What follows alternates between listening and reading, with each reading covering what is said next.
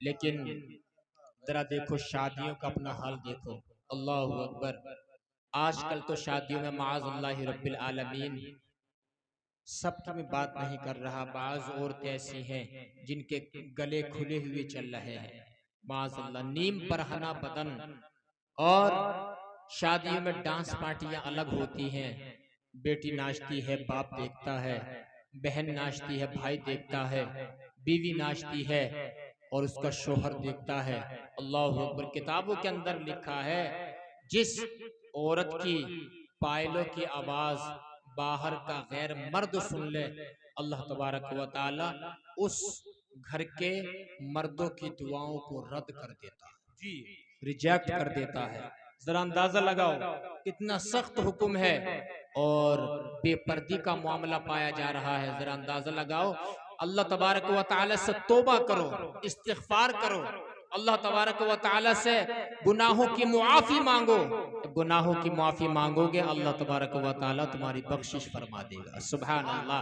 ذرا دیکھو ہمارے تو اعمال اس لائق نہیں ہے کہ ہمیں جنت مل جائے، ہم تو گنہگار ہیں، ہم تو سیاکار ہیں، ہم تو خطا کار ہیں، ہم تو ناکارہ ہیں، سر سے لے کے پیر تک ہم گناہوں کا مجسمہ ہے، پیر سے لے کے سر تک ہم تو جو ہے گناہوں کا پتلا ہے۔ لیکن ذرا دیکھو نبی علیہ السلام کی جو ازواج مطہرات ہیں، جو بخشی بخشائی ہے، جن کے دامن پہ گناہ کا ایک دھپا بھی نہیں ہے، جنت جانے کے لیے اتنا ہی کافی ہے کہ وہ نبی علیہ السلام کی بیویاں ہیں۔ ام المؤمنین حضرت عائشہ صدیقہ رضی اللہ تعالی عنہا کا بیان ہے، وہ فرماتی ہے ایک دن نبی علیہ السلام بہت خوش نظر آئے، میں نے کہا یا رسول اللہ صلی اللہ علیہ وآلہ وسلم آج آپ بڑے خوش نظر آ رہے ہیں، آقا میرے لیے بخشش کی دعا کر دیجئے، سبحان اللہ بول دو، میرے لیے بخشش کی دعا کر دیجئے۔ میرے آقا صلی اللہ تعالی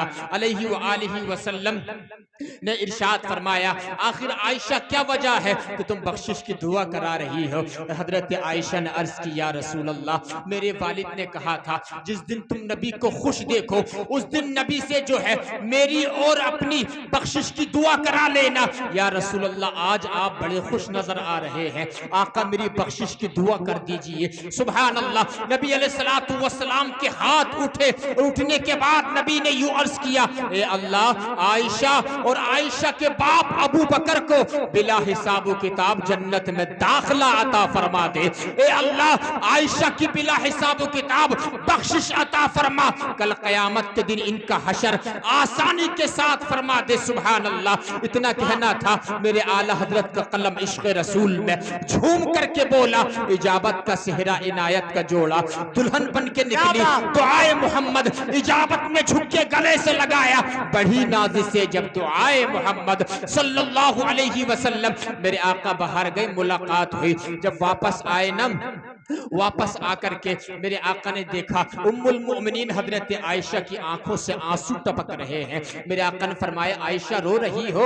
میرے آقا سے عرض کیا یا رسول اللہ یہ خوشی کے آنسو ہیں، آپ نے میری بخشش کی دعا مانگی ہے۔ میرے آقا نے ارشاد فرمایا عائشہ تم ہماری خوشی کے آنسو ہیں، سنو میں یہ دعا اپنے ہر ایک امتی کے لیے دن میں 2 بار مانگتا ہوں، سبحان اللہ، صبح کو بھی مانگتا ہوں، شام کو بھی مانگتا ہوں، اے اللہ میری امتی کی مغفرت فرما دینا۔ بتاؤ وہ نبی جو ہمارے لیے مغفرت کی دعائیں کرتے رہے، جو ہمارے لیے نجات کی دعائیں کرتے رہے، جو ہمارے لیے روتے رہے، اس نبی کا ذکر نہیں کریں گے تو کس کا کریں گے؟ اس نبی کا ذکر سننے کے لیے نہیں آئیں گے تو کس نبی کا ذکر تو پھر کس کا ذکر سننے کے لیے آئیں گے؟ قسم خدا کی نبی علیہ السلام سے یعنی کہ اپنا رشتہ مضبوط کر لو، کل قیامت کے دن نبی علیہ السلام تمہیں دیکھ کر مسکرا جائیں گے اور شفاعت کبریٰ فرما کے تم کو جنت کا حقدار بنا دیں گے۔ نعرہ تکبیر، نعرہ رسالت، مسلک اعلیٰ حضرت، جشن شادی۔ سبحان اللہ، بہت اچھا سیکھ۔ یعنی ایک انسان کو سب کچھ مل جائے، عقیب صاحب، پیسہ بھی مل جائے، بینک بیلنس بھی مل جائے، گاڑی بھی مل جائے، پلاٹ بھی مل جائے، شہرت بھی مل جائے، اور حسن بھی مل جائے، سب کچھ مل جائے، لیکن ایک انسان کو بخشش نہ ملے تو بتاؤ اس کو کیا ملا ہے؟ ایک انسان کو نجات نہ ملے بتاؤ اس کو کیا ملا ہے؟ ایک انسان کو مغفرت نہ ملے بتاؤ اس کو کیا ملا ہے؟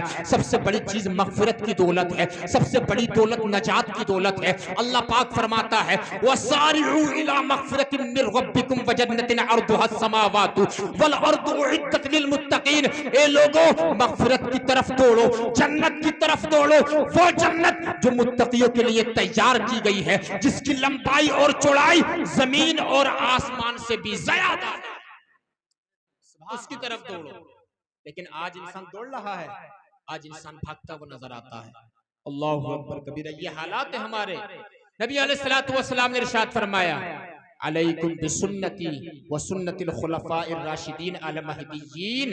اے لوگو تم پر میری سنت پہ عمل کرنا بھی ضروری ہے، اور میرے ساتھ ساتھ میرے جو بعد میں آنے والے خلفاء ہیں، میرے خلیفہ، میرے صحابہ، ان کی سنت پہ بھی عمل کرنا ضروری ہے۔ سبحان اللہ، یہ حدیث شریف میں نے آپ کو پڑھ کے بتا دی۔ اب نبی کی سنت کیا ہے معلوم ہے؟ بیٹھ کر کھانا کھانا نبی کی سنت ہے، زور سے بولو سبحان اللہ۔ بیٹھ کر پانی پینا نبی کی سنت ہے، سر پہ ٹوپی رکھنا نبی کی سنت ہے، امامہ شریف سجانا نبی کی سنت ہے، عالموں کا احترام کرنا نبی کی سنت ہے، بڑوں کا احترام کرنا نبی کی سنت ہے، چھوٹوں سے پیار کرنا نبی کی سنت ہے۔ سبحان اللہ سبحان اللہ، جتنا کھاؤ اتنا ہی پلیٹ نہ اتارو نبی کی سنت ہے۔ اور آقا علیہ السلام نے ارشاد فرمایا من احب سنتی، جس نے میری سنت سے پیار کیا فقد احبنی، اس نے مجھ سے پیار کیا، ومن احبنی، اور جس نے مجھ سے پیار کیا کانا معی فی الجنہ، وہ کل قیامت کے دن جنت میں میرے ساتھ جائے گا۔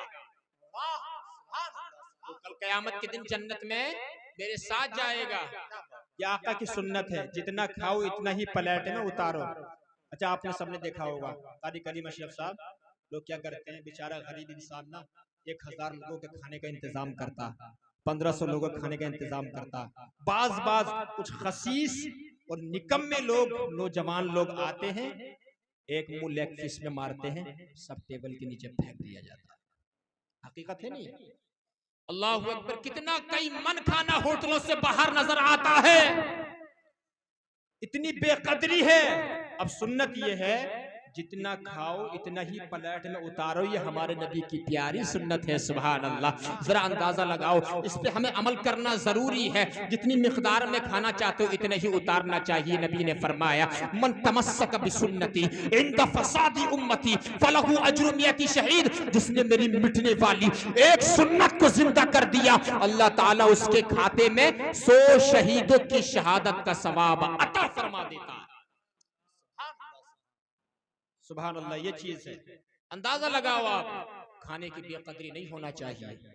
اور اس پہ ایک حدیث شریف اور یاد آئی، نبی علیہ السلام کا کھانا بنا رہی تھی حضرت عائشہ، اور وہ کم سن تھی، وہ تھوڑا وقت لگ گیا، اتنے میں حضرت عائشہ کی طرف باری تھی حضور کی۔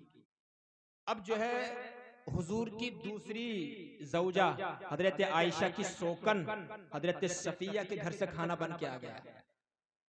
حضرت عائشہ نے دیکھا کھانا تو میں بنا رہی ہوں اور میری سوتن کے گھر سے کھانا بن کے آ گیا۔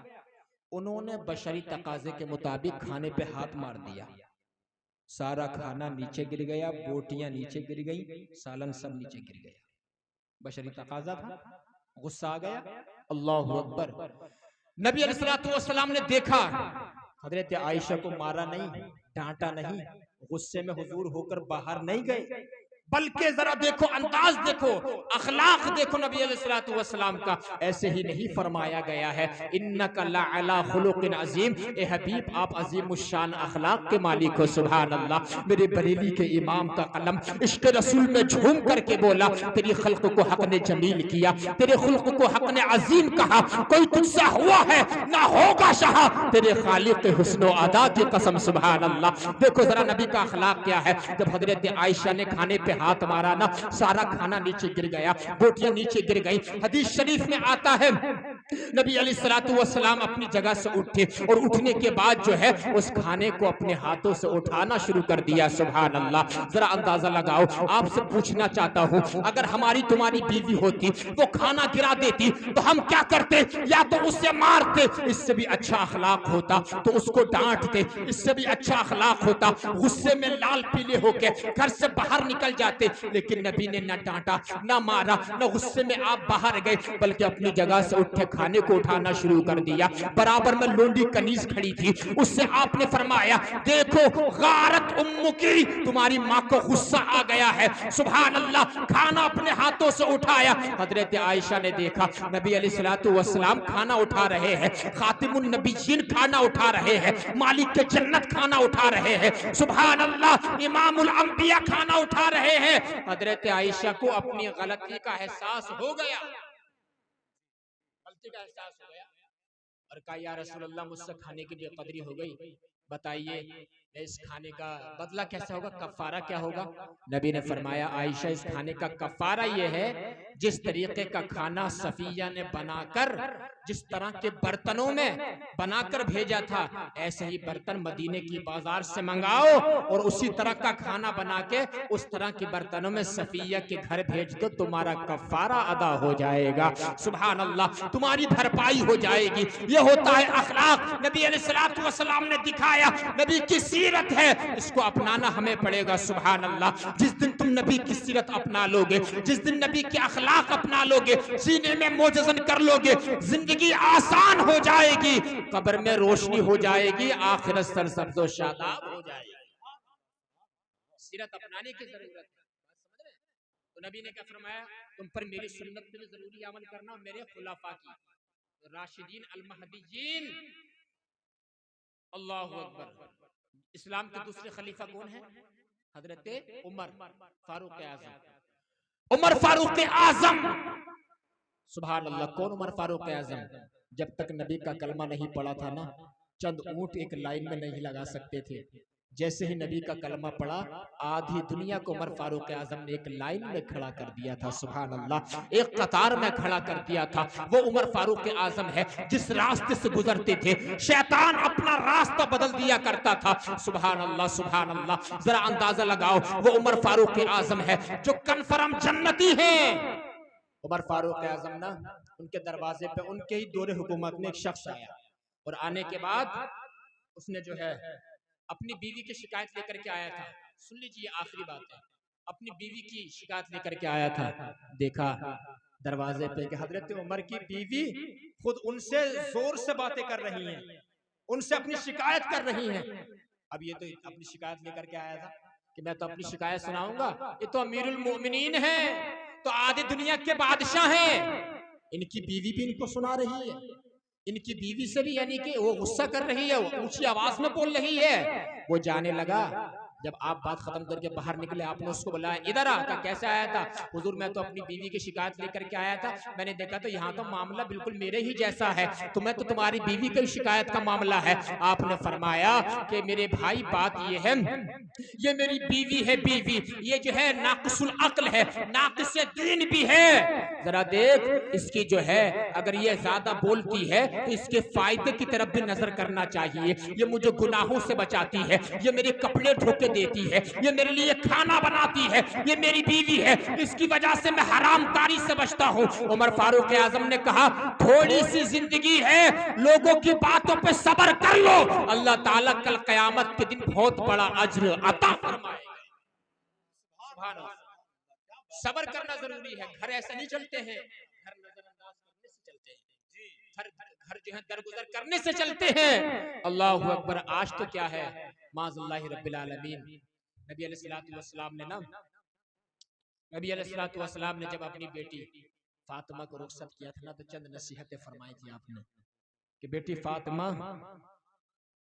میں نے تمہارا نکاح علی کے ساتھ کر دیا ہے، لیکن میرے علی سے کوئی ایسا سوال کا مطالبہ مت کر دینا جس کو وہ دے نہ سکے، کیونکہ میرا علی غریب ہے۔ نبی نے فرمایا تھا اور کہا تھا بیٹی کبھی علی کو ناراض کر کے میں کہ مت آنا، تم اگر آ گئی تو کھانا بھی دوں گا پینا بھی دوں گا، لیکن تم سے کبھی بات چیت نہیں کروں گا۔ یہ نبی علیہ السلام نے اپنی بیٹی فاطمہ کو نصیحت فرمائی۔ سبحان اللہ سبحان اللہ، ذرا اندازہ لگاؤ آج اگر ہر باپ جو ہے بیٹی کو رخصت کرتے وقت جو ہے یہی نصیحت فرما دے کہ بیٹی تجھے جو ہے اپنے شوہر کا خیال کرنا ہے، تیرے شوہر کی رضا میں اللہ کی رضا ہے، قسم خدا کی اس سے گھر ٹوٹے گا نہیں، طلاق و خلا بالکل نہیں ہو سکتی ہے۔ یقین مانیے نبی علیہ السلام کے فرمان ہمیں سنانا پڑیں گے، لیکن آج ذرا دیکھو جب شادی ہو جاتی ہے نا، یعنی کہ کہا جاتا ہے کہ ایک فون کر دینا ہم جو ہے نمٹ لیں گے، ہم اس سے بات چیت کر لیں گے، ہم اس کو سبق سکھا دیں گے۔ اللہ اکبر کبیرہ، چھوٹی چھوٹی باتوں کو لے کر کے یعنی کہ معاملات بگڑ جاتے ہیں، گھر ٹوٹ جاتے ہیں۔ اللہ اکبر کبیرہ، ذرا اندازہ لگاؤ چھوٹی چھوٹی باتیں جب یہی بیٹی اپنے میکے میں بتاتی ہے، پھر یہی باپ ہے اللہ اکبر اپنی باتوں کو لے کر کے اپنی بیٹی کے گھر کو توڑوا دیتا ہے۔ چند مہینے رہ کر کے، چند مہینے بھی نہیں رہ پاتی ہے اپنے گھر پہ، اس کے بعد جو ہے یعنی یہ باپ جس کے بال بھی سفید ہو جاتے ہیں، جس کی کمر بھی ٹیڑھی ہو جاتی ہے، جس کی آنکھیں بھی کمزور ہو جاتی ہے، اب یہ تو دنیا سے چلا جاتا ہے، اب یہ بیٹی اکیلی رہ گئی جس کو طلاق ہو گئی تھی، جو مطلقہ تھی، اب اس کی جو بھابیاں ہے وہ بھی اس سے نظر چرانے لگتی ہے، وہ بھی اس کو پیار سے نہیں دیکھتی ہے، بھائی جو ہے بیوی بچوں میں مشغول ہو جاتے ہیں، اب اس کو تنہائی کاٹتی ہے، تنہائی کا احساس مار دیتا ہے۔ ہاں تم نے اپنی بیٹی کا گھر اجاڑا تھا، ماں یہی وہ ماں ہے، بعض مائیں وہ جو ہے جن کو بیٹی کا گھر اجاڑنے میں یعنی کہ بہت بڑا یعنی کہ یہ رول ادا کرتی ہے۔ صبر کرنا چاہیے، بیٹی کو سمجھانا چاہیے۔ نبی علیہ السلام کی بیٹی کو جو نصیحت نبی نے فرمائی تھی اگر وہ کر دی جائے تو انشاءاللہ تبارک و تعالی بیٹی کا گھر کبھی نہیں ٹوٹے گا، بیٹی کا گھر کبھی نہیں ٹوٹے گا، بلکہ بیٹی کا گھر بنتا ہی چلا جائے گا۔ ہمیں عمل کرنے کی ضرورت ہے۔ حضرت فاطمہ زہرا کی سیرت میں عمل کرنے تو بیڑا پار ہو جائے گا۔ بس یہ بتاؤں آپ کو آخری بات، جب ایک مرتبہ حضرت علی ناراض ہو گئے حضرت فاطمہ سے، حضرت فاطمہ نے مسند امام احمد بن حنبل میں آتا ہے حضرت فاطمہ نے حضرت علی کے دروازے کے 70 چکر لگائے، چھوٹے سے گھر میں 70 چکر۔ اللہ اکبر، کتنی نیک حضور کی بیٹی، 70 چکر لگائے، 70۔ اللہ اکبر کہ علی مجھے معاف کر دو، علی مجھے معاف کر دو۔ 70ویں چکر پہ مولا علی دروازے سے باہر آئے اور جو ہے گلے لگا لیا، معاف کر دیا۔ جا کر کے اگلے دن اپنے بابا جان سے کہا یا رسول اللہ علی ناراض ہو گئے تھے، میں نے ان کو منا لیا، میں نے 70 چکر لگائے تھے۔ نبی نے ارشاد فرمایا بیٹی بہت اچھا کیا جو تم نے منا لیا علی کو، اگر تم علی کو نہیں مناتی اور تمہارا انتقال ہو جاتا، اے بیٹی علی تم سے ناراض ہوتے تو میں تمہارا بابا محمد تمہاری نماز جنازہ نہیں پڑھاتا۔ اللہ، یہ بیٹی کو اصلاح کا پیغام نبی علیہ السلام نے دیا ہے، ان کی سیرت پہ عمل کرنا ضروری ہے۔ بات سمجھ میں عمل کرو، انشاءاللہ زندگی میں انقلاب آ جائے گا، آخرت سرسبز و شاداب ہو جائے گی۔ یہ چند بات میں نے آپ کی کوشش گزار کی، اللہ تبارک و تعالی عمل کرنے کی توفیق عطا فرمائے۔ دو سے ٹائم نکل گیا ہے، اللہ تبارک و تعالی اس گھر کے اوپر اپنا خاص فضل و کرم نازل فرمائے۔ کلمہ شریف پڑھیے، ایمان تازہ ہو جائے گا۔ لا الہ الا اللہ محمد الرسول اللہ صلی اللہ علیہ وآلہ وسلم، وآخر دعوانا ان الحمدللہ رب العالمین۔ السلام علیکم ورحمۃ اللہ وبرکاتہ۔